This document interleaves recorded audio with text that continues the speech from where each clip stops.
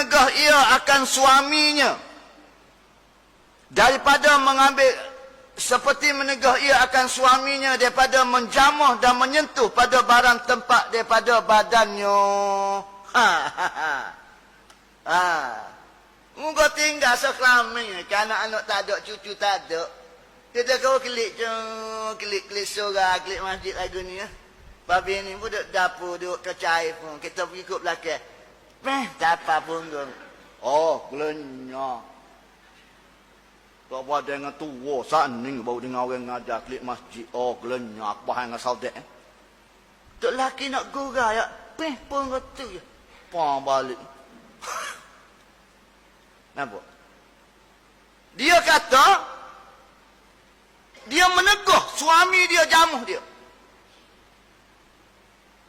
Termasuk dalam bab neraka juga, tuan-tuan.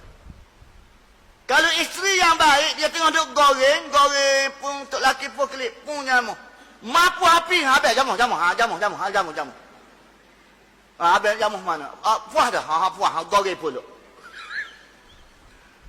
Ada ke lagu tu ustaz, bini ustaz ke lagu tu, mesti dia tanya lagu tu. Tak nak royaknya, bila suami tu jamu kapal begini, tak ada jamu-jamu lah, orang panah kapal begini, orang letih, aku belepah dengan kursi ni. Dengan kursi dia nak bahas, tu lelaki pun mepes. Lama dia ke jamu orang lain, pergi gagal pula. Dah ada hak domoh, jamu lah dah. Alah, tu lelaki kata jamu ya. Alah, makmum gak. Kata jamuh makmum nak jamuh. Siapa nak apa begini? Oh, tak pada yang tua kelenyak.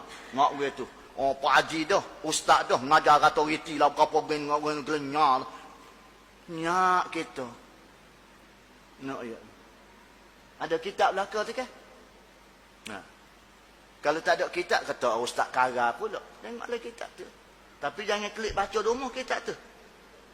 Pak lain kitab tu kita tak lelah khuan. Jangan nak baca. Salah hura nak yakwi. Malah ni tidur tanah. Nak yakwi tu. Nah.